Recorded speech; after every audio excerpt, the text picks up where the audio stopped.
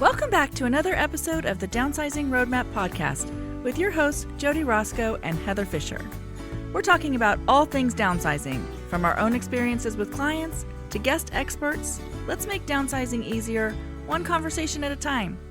Hi, welcome to Downsizing Roadmap. I'm Heather Fisher. And I'm Jody Roscoe. And we're excited. We've got a really helpful topic today on the 8 things your future self will thank you for letting go.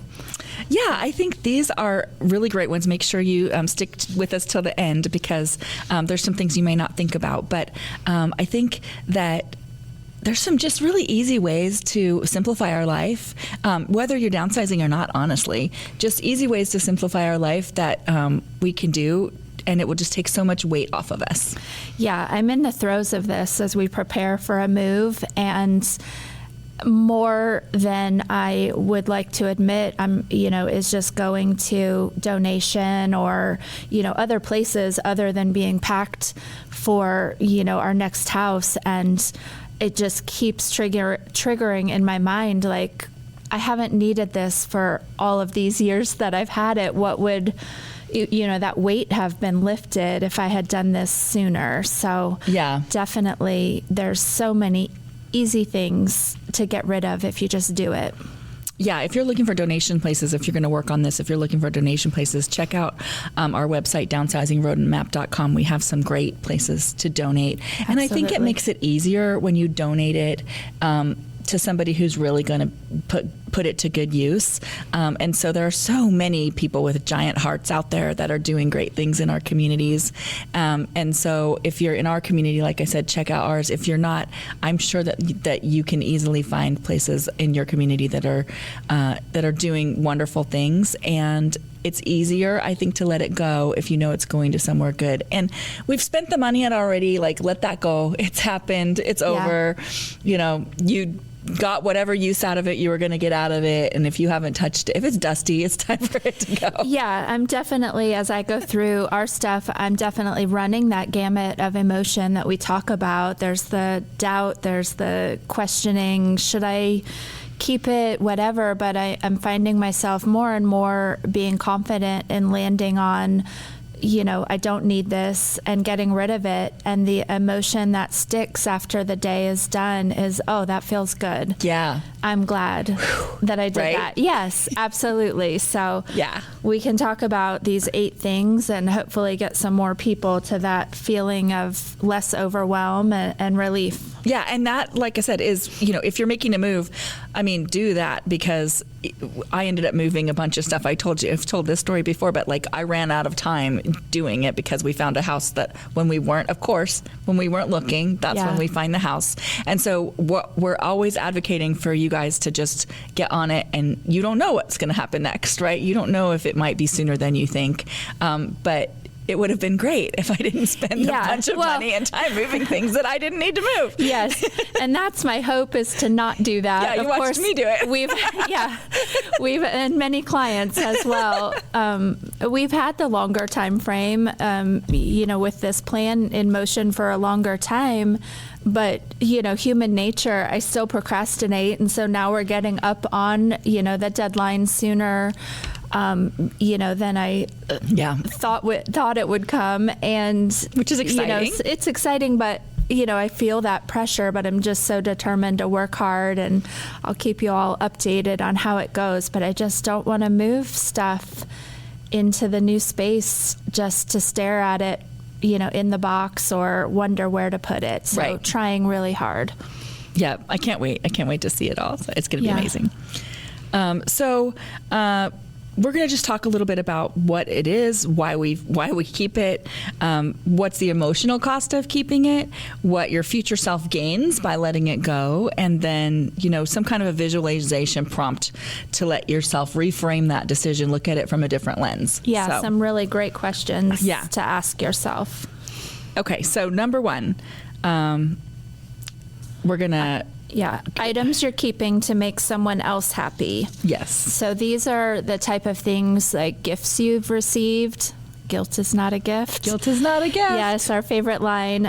Heirlooms that you may have inherited just because they got passed your way, not necessarily because you chose them or that they're an heirloom from your life. They're just someone else's. Right. Or someone else wants you to keep it and honor it, probably because they delayed the decision themselves. Yeah, I got a lot of that stuff. And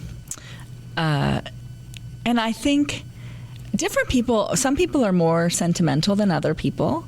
And I think sometimes the sentimental people realize they can't keep it all, but then they want you to keep it because they're sentimental, you know? Yeah.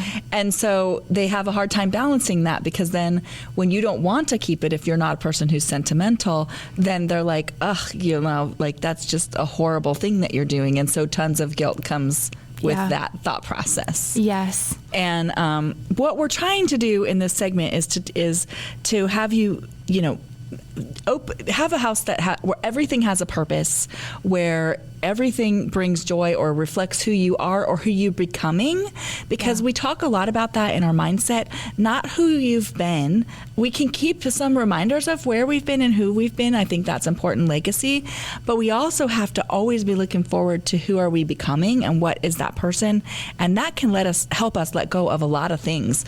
Is this me anymore? And so this stuff never was you in the first place. Actually, it's not even is it me or is it my future me? It never was you. Yeah, exactly. And it's, you know, it's hard when someone's given you a gift and you know that they wanted to gift it to you, but not everything hits the mark or just goes with what you want. And it's okay. The people that you're wanting to preserve those feelings, they've likely given you a ton of gifts.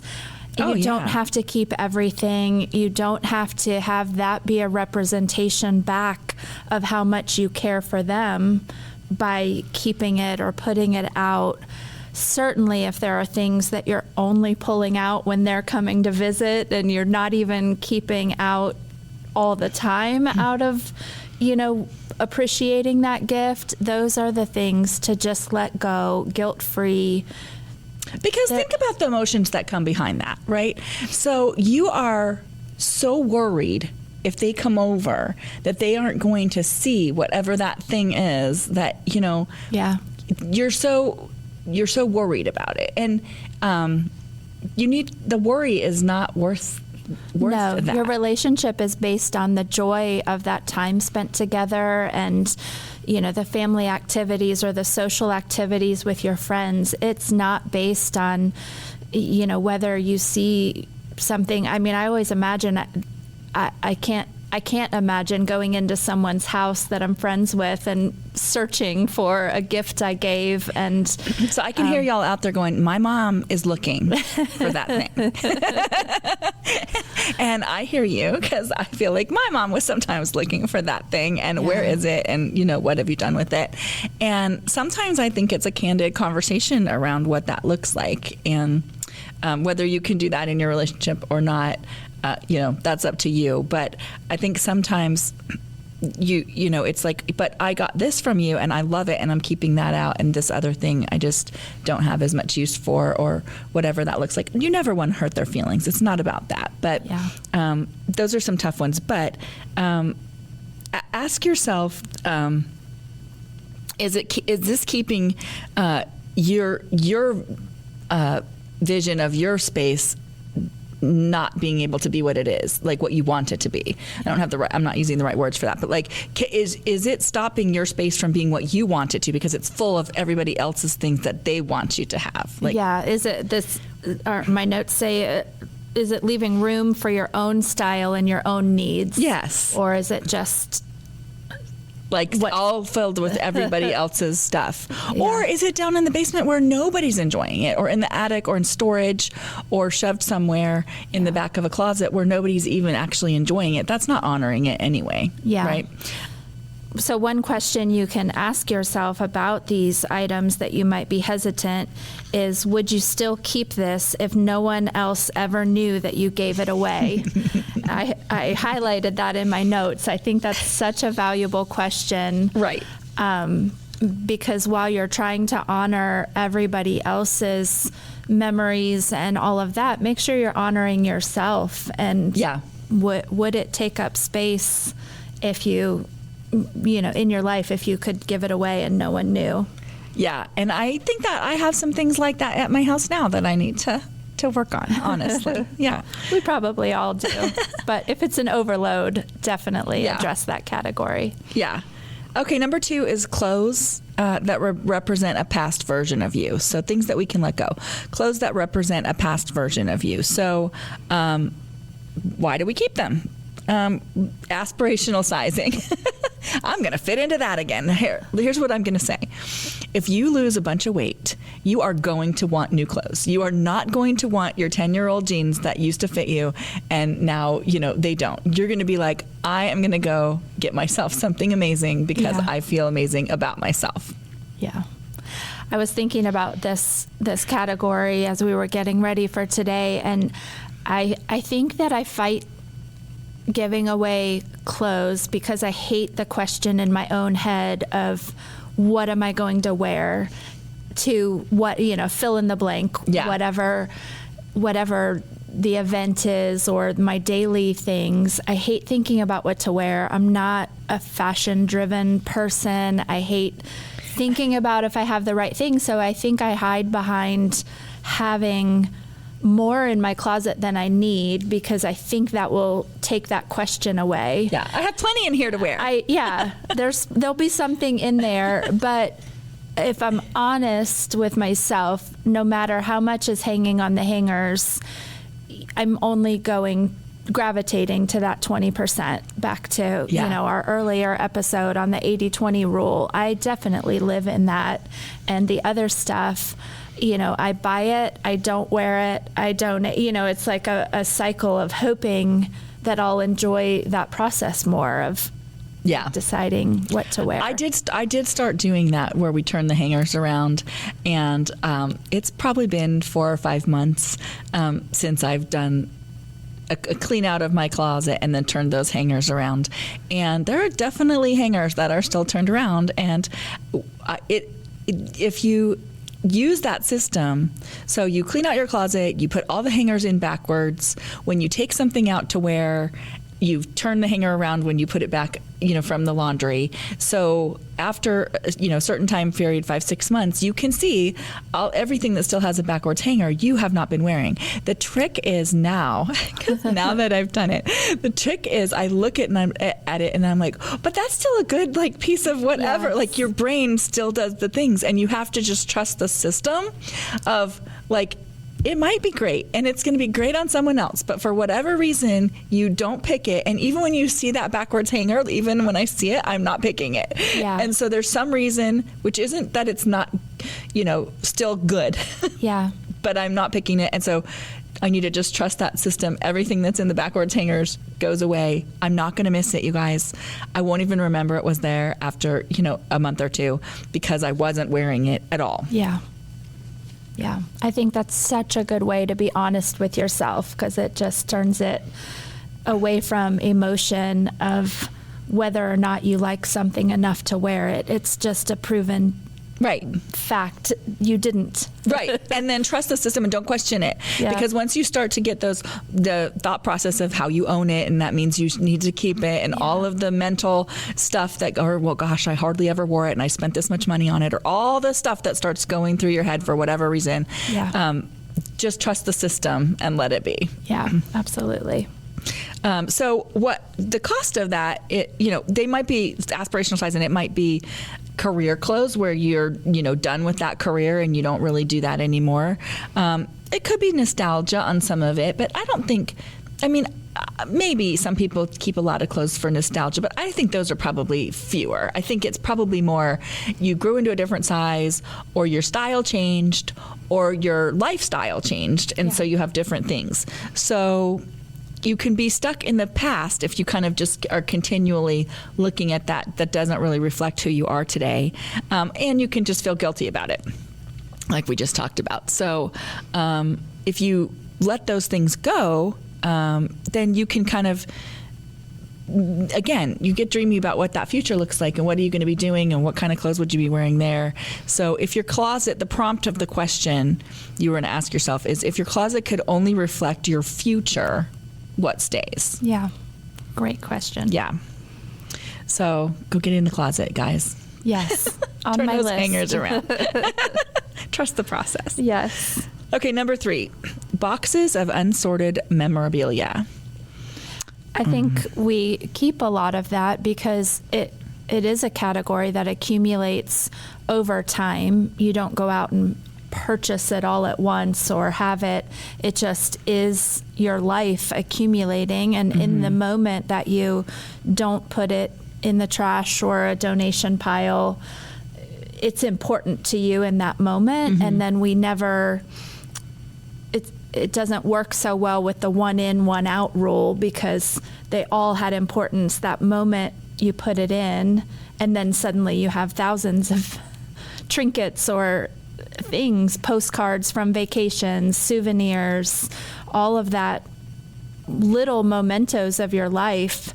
It's suddenly a huge volume. It's not always kept all in one spot because it gets put wherever in the moment, back to that Jerry Seinfeld video, when you first get home from vacation with a little, a souvenir or something, it's out in that place of honor. You're telling everybody that comes over about your trip and that you bought, this bowl or this whatever snow globe, and it's out because it's top of mind, but then it gets demoted and it gets shoved in a closet, and nobody has like the mementos closet or so there's stuff everywhere. It gets tucked to you, postcard in your junk drawer or whatever. When it moves from the fridge down, it all gets demoted into strange places. So it's a category that can be very scattered throughout your house and not easy to just compare in the this or that. The same as housewares or things. Maybe that's a key to just kind of collect it all as you're going through different rooms. If you can't make the decision on those right now, they go into, a sentimental box or whatever. And then you can have some time with those things to let them go. But people get picture. Yeah. People get paralyzed from that sentimentality. They just feel like, oh my gosh, what if I forget this? Or what if I, don't remember, honestly. I think there's anxiety about not being able to remember. And then there's anxiety about knowing that you haven't dealt with it. And I not only have my own whole bunch of sentimental, memorabilia, whatever. I now have all of my mom's and my grandma's because when we moved out of that house, that wasn't something that I could deal with. And so that kind of just went with the pictures into a room. And I still have to deal with that. So I'll let you know how that all goes as I go. But it does weigh on me. It's like, I know that I have to deal with it, and I don't want to. That's pretty much how that goes. Yeah, it's definitely a process when you're an emotional process when you're going through either someone else's sentimental items that isn't here or able to do that for themselves or with you. I think that was touched on in the Swedish death cleaning book a lot. She was trying to avoid other people having to do that for herself. So that would be, if you're struggling with this category, that would be a great resource to go back and listen to our episode on that, or to read the book. It's fantastic. But, it's one of those things where it is an emotional category, but you kind of have to get through it to get to the freedom of being at the other side and having a small amount of things that are either your items to reflect back on your own travels and life and adventures, or someone else's, but in a manageable way that you've revisited them and can use them or display them or keep them where you can revisit those happy memories and not be a burden of boxes. Yeah, it's freedom. The freedom gained from this is the peace and closure when the memories are honored and not hoarded. Yeah, which is they're not being honored, honestly, in my house right now because they haven't been gone through in a way that I can honor them. They are just in a pile of things that it's my mom's pile and my some of my grandma's stuff, and I know that I need to get to it. And so the question prompt of asking yourself is, what if honoring the memory doesn't require keeping the thing? And I do know that it doesn't require keeping some of those things. And so I'm going to go back to one of our other episodes where we just kind of talked about sometimes what you need is somebody to come and help you. And so I think for this stuff, that's what will help me, is I need, my family to come, my cousins and my mom's brothers and whatever, to come all together and let's look through the pictures, let's look through the letters, who wants those? Yeah. If nobody wants those, it's okay. But spend time together reminiscing about it and having those memories. And I think that's what needs to happen for me. I don't think that doing it by myself is going to be great for me. That night or weekend or whatever time you spend doing that as well becomes such an integral memory for your family. Yeah. Of those who are there doing that in itself becomes a family memory and enjoyable as well. Whereas you trudging through it yourself and being frustrated and hitting roadblocks in it brings those memories even down a notch into a more of a negative. Yeah. Whereas it can be so positive and get the job done, and everybody leaves with a little, and the bulk of it is not just weighing on you. Well, and some of it, when I started to go through pictures, I would just start snapping it to the group chat of the family, because you want them to be, do you remember this? Oh my gosh, do you remember this? It's not bad. So I don't want it to sound like, oh my gosh, it's this horrible thing that we have to do, and so we need to do it together. It was actually we were laughing and whatever, but I'm just taking, terrible phone snaps, of the pictures. And it was a whole discussion between all of us on text. And so having them there, I think, or having your family there or whatever, when you're trying to do stuff that's very sentimental, can be very helpful. Yeah. And you get a lot of details filled in that, everybody's memories all together is awesome too. So yeah, that's definitely a good plan. Okay, so number 4, outdated paperwork and manuals. Okay, so when we cleaned out my mom's house, we had, I don't even know how much paperwork. And the thing is, you don't know what's in the paperwork until you go through every piece of paperwork. And we had tax returns from 1972, and we had, all kinds of just junk mail. Stuff that mattered, stuff that didn't matter. Paper everywhere, manuals that we didn't own, things that she didn't own anymore. The amount of paper that was in her house was just crazy. And so if you can develop a system to not only work through that paperwork, but also in the future, don't keep it in the first place. Just stop keeping it. Then I think that is the number one thing. And I think for paperwork and stuff, this is always just in case. What if I need it? What if I need it? And so much stuff is online now. So much stuff. Any manual you can find online, and you could probably even find a YouTube video of somebody fixing whatever it is that's wrong with the refrigerator, ice maker, or whatever. And if you can't, you can call somebody. But honestly, all of that stuff doesn't need to be kept. And we did a podcast on paperwork. Yes. So if you want to deep dive into that, go listen to our podcast on paperwork. Yeah, absolutely. And I've gone through this, this resonates with my family this year. We've been dealing with some challenges with my dad, and my mom has had to go through paperwork that needed supplied to various places. And so it's been a monumental task for her to get all of their paperwork organized properly. But what I will say is that their house was not overwhelming with like so much paperwork. So it wasn't even the case study of just like 10 file cabinets, but it really is nuanced that even though it wasn't a massive amount, it was not organized.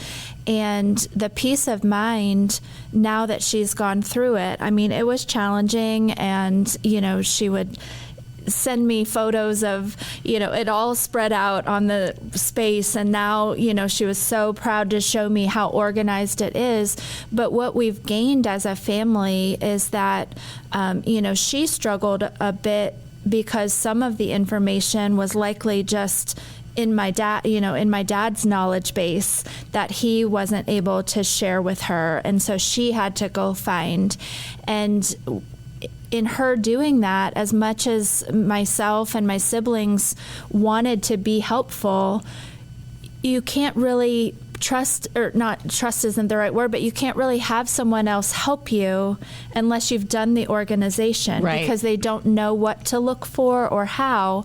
And what we've gained as a family is that, it's all organized for my mom for her day-to-day, life and monthly bill tracking and everything that they could need for my dad and his care, but also because it's organized now in the right way, if any of us as, the adult kids needed to step in, we could, whereas we couldn't have a year ago. Yeah. Because it would have been so much digging or so much unknown information as to where to go.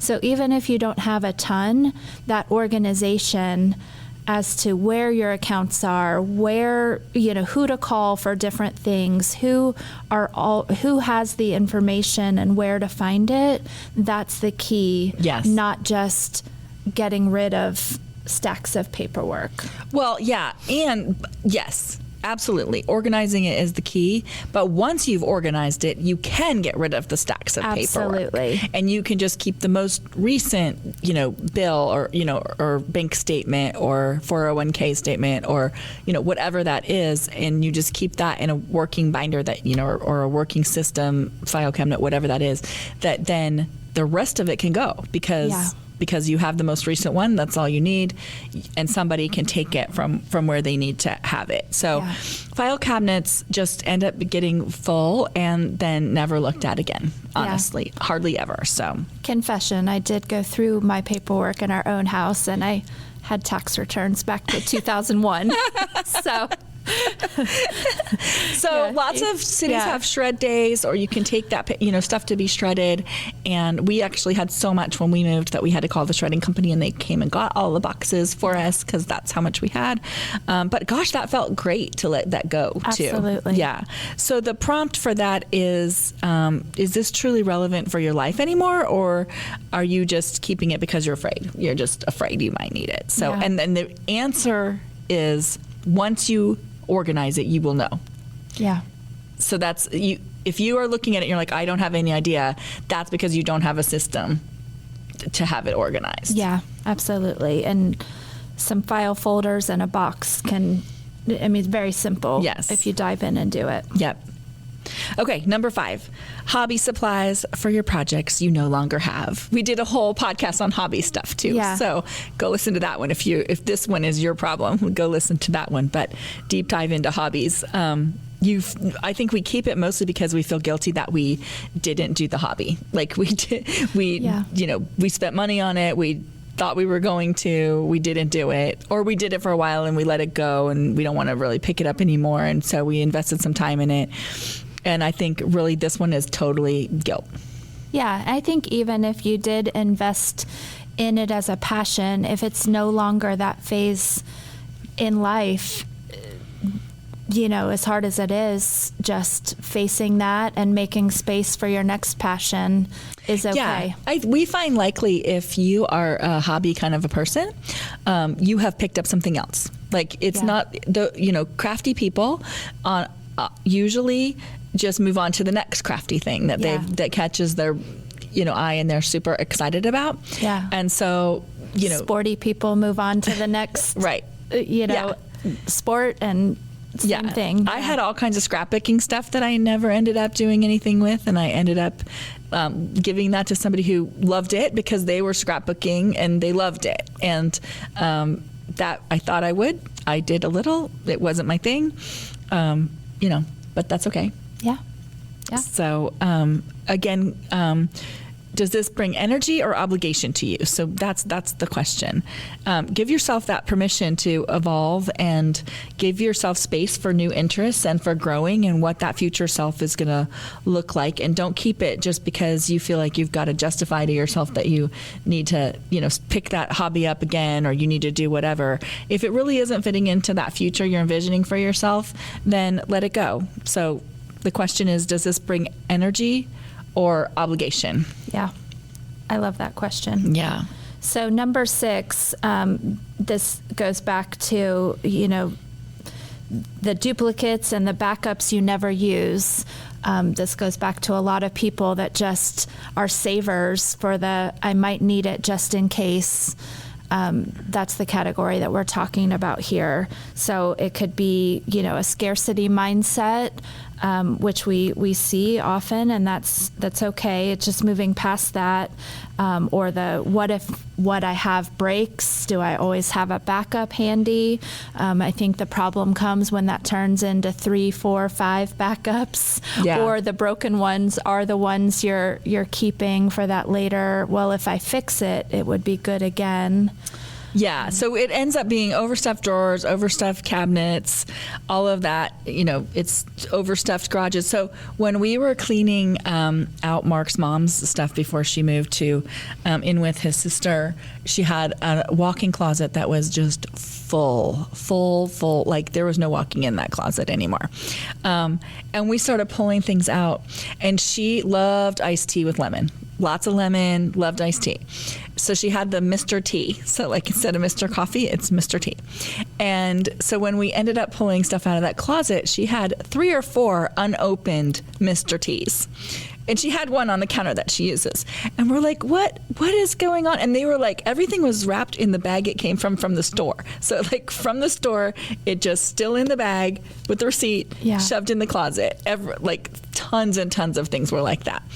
And we're like, what's going on? And she's like, well, they were going to stop making them. Now, I don't know if they were or they weren't, but that was in her head that they were going to stop making the Mr. T, and hers was going to break and she was going to need it. And so the question is, if that's your thought process, what could you do instead of Mr. T? If it broke, the worst case scenario, they stopped doing it, making them, and it broke, like what else could that be? What could that look like? And so, give yourself that plan B. Yes. If you needed it again, what would your plan B be? That's the question. Yeah. And I think the answer is usually simpler than we make it to be in our minds. Yeah. So, and I actually don't know if they've stopped making them, but I don't know. It would be an interesting thing to let us know in the comments if you know whether they have stopped making Mr. T. Yes, I did have one years ago for my kids. I'm not an iced tea drinker. So. Yeah. Oh my gosh. She loved it and used it. I mean, she really did use it like every day. Like it was one of those things that if you said to her, would you need to buy this again? The answer would be, I absolutely need to buy this again. Yes. But it was just funny that she had 3 or 4 of them because she was just so worried, that it wasn't gonna. Yeah, and I think people can lean towards that mindset around way too many items. So then it becomes more moving towards just hoarding things because of a worry versus a reality. Scarcity. It's the scarcity mindset for sure. Yeah. Okay, number 7, decor that no longer feels like you. Yeah. Once it was trendy, or somebody gave it to you, or it was expensive. And, I think we find this a lot when people, redid their whole house in some decade and then never redo it again. Yeah. And sometimes that's okay because they love it and they, don't care. Like it's what makes them comfortable and they like it. But sometimes it's a home that feels, stale or mismatched or, not who you currently are. Again, we're future thinking. And what do you really want that future to look like? And we stop looking at the things that are around us. We just stop looking. Yeah, I think so. I moved from the house I'd been in for 20 years about 5 years ago. And when I packed from that, I packed more from a mindset of, do I like things still? And so, I gave away a lot, sold or donated a lot from that house because I was downsizing to a smaller spot. But I kept things that have been boxed up for the last few years because I liked them, and they were the things I had on the walls or, on the surfaces in my old house. And I didn't really evaluate whether they would fit my new life. Yeah. And so now, as I'm trying to get ready for our, what we anticipate being, our final house, I am going through what was stored, and I'm like, why did I keep this? And I can picture where it was in my old house, but it doesn't fit who I've become at all. If I would have made a quick move without that storage in between, I probably would have unpacked it and set it in a similar, this goes on a dining room table, this goes here, and I probably would have just out of that habit. Mm-hmm. And so now, as we're getting ready to make that final move, we have, someone helping us make some decisions on design. And, she asked me to email photos of any non-negotiable, this needs to be, this is a family item, whatever. Yeah, I want this in my house. This needs to be incorporated into the design. And it was shocking to me. I only had 5 things out of, anything I could think of that I had in storage or in our current home, asking my husband his opinion. There were only 5 things that at this phase in life, I'm like, this needs to be somewhere in my eyesight. I need to see this. That's incredible. And I was like, and so honest, good job. Yeah. And it was having to make a decision to take a photo and write why I wanted it or where I pictured it being, instead of just packing boxes and then unpacking. That's such a great out exercise. Of habit. So yeah, I definitely was like, we need to suggest this, because it was a really, walking around all the rooms and thinking what I had. How much do I really care about that? Yeah. Would I really have to have that? Yeah. And it was 5 things. I mean, there's plenty of things we will take that are just our daily use things. But when you look at what you surround yourself out of habit, it was eye-opening. Yeah, because, and this is the freedom that you're going to gain when you do this, is you're going to get a fresh, calming space that reflects your next chapter, which is exactly what you are trying to do. Yeah. You're ready to move on to that next chapter. You've waited a long time for it. You absolutely deserve it. And so you are looking for that. And so much of what you had doesn't fit into that anymore, into that future. So the prompt on this one is, would you buy it again today?